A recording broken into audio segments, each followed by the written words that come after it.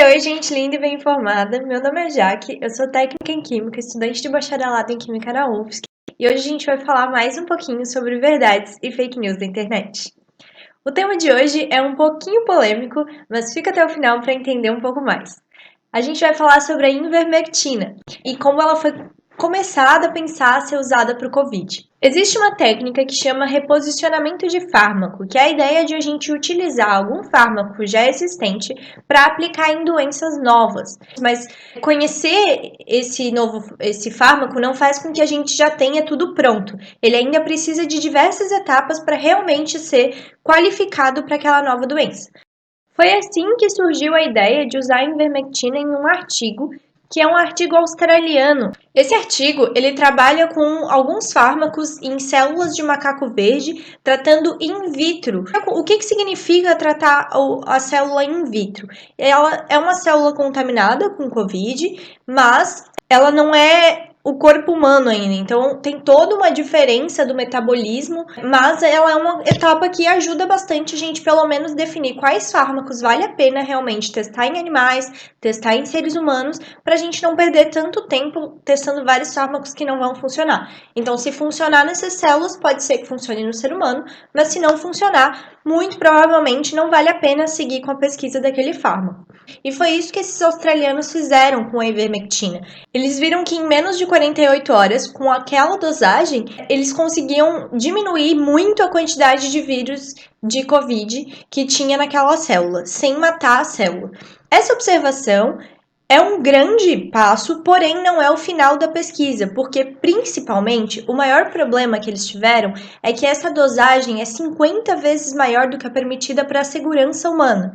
Então, ainda precisaria ver se em uma dosagem segura a gente conseguiria tomar, se precisaria ser em uma dose única, se precisaria ser em diversas doses, se tivesse efeitos colaterais diferentes, qual é o público-alvo, além de, claro, fazer os estudos in vivo, que são chamados os estudos que não são em células separadas, e sim no organismo do ser humano ou então de animais. Outro aspecto importante é que um estudo sozinho não vai fazer a gente ter aquela comprovação científica, que aquele estudo é um norte para todos os outros estudos que vão acontecer, mas ele não define a resposta científica.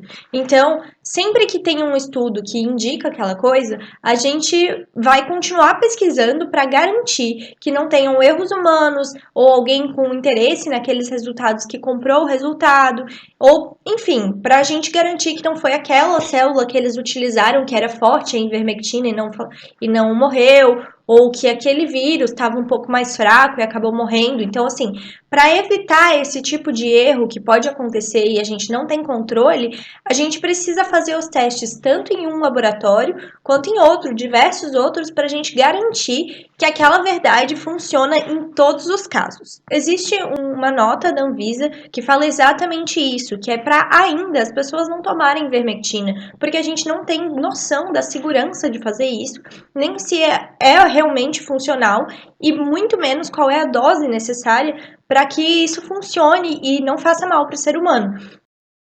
A ideia de testar em vários lugares os mesmos fármacos para ver se realmente funciona, um estudo da USP analisou 65 fármacos diferentes, incluindo a ivermectina, e infelizmente ele teve uma quantidade boa de redução do vírus, porém a ivermectina também matou as células, o que não é interessante. A gente não quer morrer junto com o vírus, a gente só quer matar o vírus, né? Então, cientificamente, isso ainda está acontecendo e a gente ainda precisa de um pouco mais de estudo para analisar todos esses fatores de segurança e de eficácia da ivermectina para poder realmente utilizar. A ivermectina é um remédio que é usado em dose única, certo? E algumas pessoas têm feito o uso diário para evitar o vírus.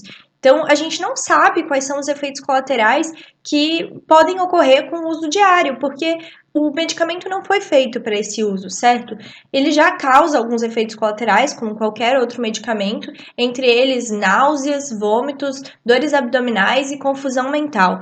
Então, a gente tem que tomar muito cuidado, porque a longo prazo ele pode ter grandes danos para o fígado, por exemplo, porque a gente não analisou qual é a dose necessária. Então, o uso diário é muito perigoso e, por conta disso, não é indicado. Publicamente, existe um outro argumento que é utilizado para o uso da ivermectina. A ideia de que ele é usado no continente africano é muito comum e realmente ele é usado devido a uma doença que chama oncocercose. A ivermectina é utilizada de forma preventiva devido a uma campanha que a ONU fez de 1995 a 2015 para a prevenção dessa doença. É utilizado então semestralmente ou anualmente para poder evitar essa doença que pode causar cegueira se não tratada. E realmente o continente africano tem vários países que não estão sofrendo tanto quanto as pessoas temiam, já que existe uma grande desigualdade socioeconômica nesses países.